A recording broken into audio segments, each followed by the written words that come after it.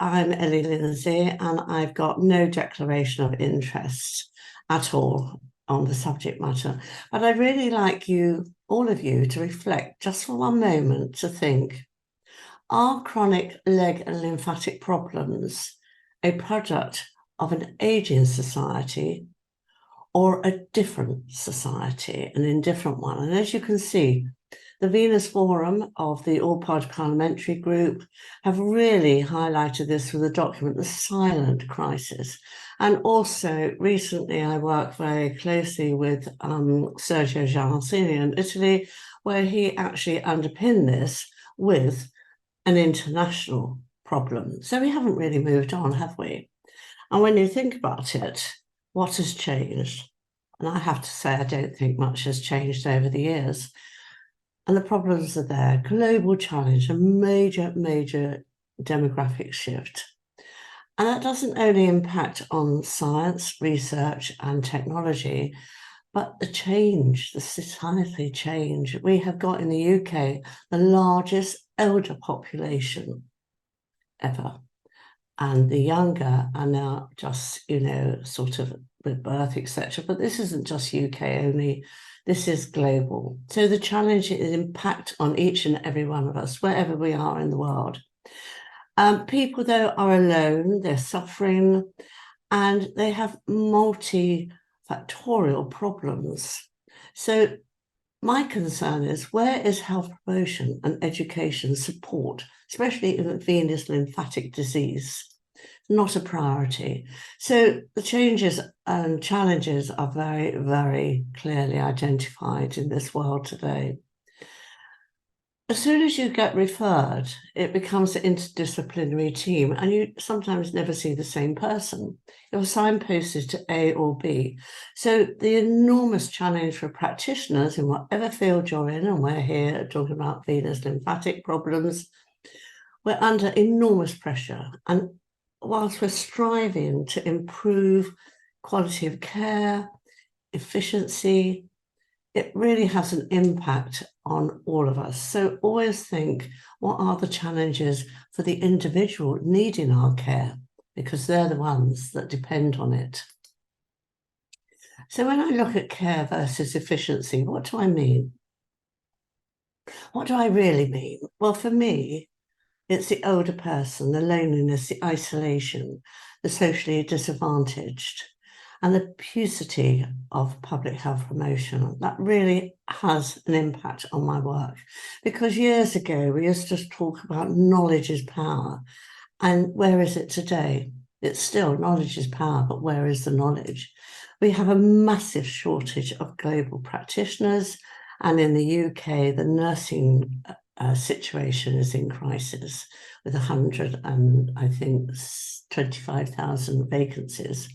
So I wanted to raise this profile of, most importantly, postcode lottery, because you can go from one county to another, excellence, exemplary care in one, but in another one, nothing.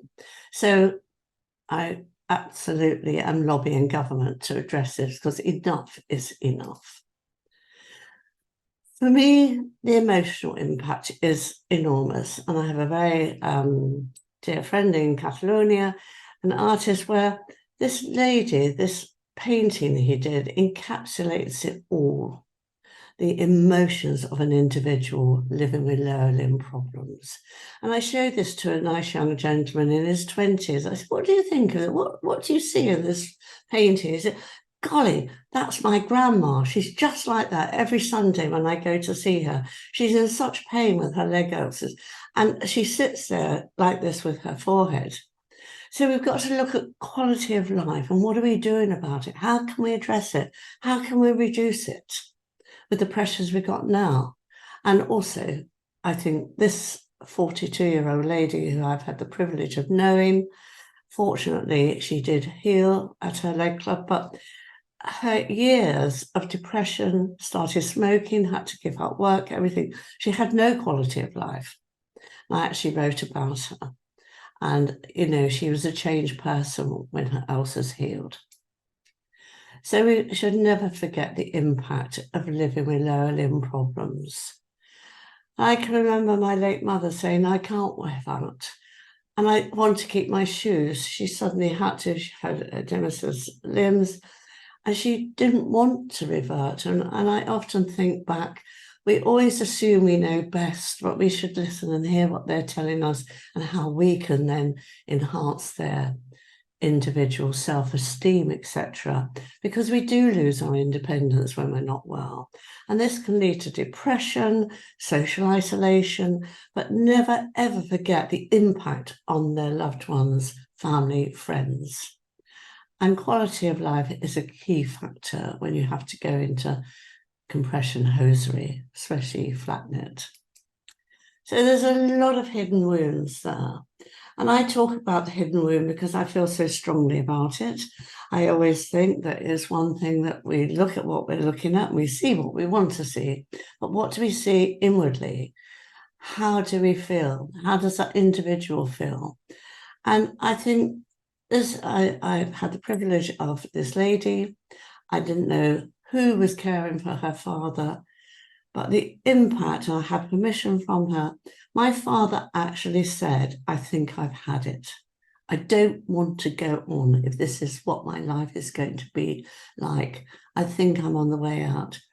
I know for a fact that that service was being, there was a legal litigation going on because for him, he wanted his legs washed and they wouldn't wash his legs. And that started up a whole experience of emotions, especially for the daughter. So what are we doing and what do we mean by person-centered? What is it? What does it mean to you? What does it mean to your loved ones? And do we truly understand what it means? I sometimes think we don't. How can we? I've not had a leg ulcer. I don't know what it's like. I do know what it's like to have puffy legs. I can tell you now, I certainly can empathise with hip and joint pain, but I'm living it. So we've always got to remember to stand back and look and see what that individual is telling us. Are we conversant with all new protocols? Do we challenge them if we feel that our patient has a right to have better care? So we need to be very supportive and let's start working together, not in isolation. We need to be collaborative in that patient's journey and the individual's journey. For me, time is a big issue, the pressures we're all under. But we need to explore an individual, so that does take time. And this is where I think when I started my psychosocial learning model of care, aptly named superbly by my patient group, who then informed me they're not patients, they're members of their leg club. So I'm very proud and privileged, but I actually listened and heard what they said.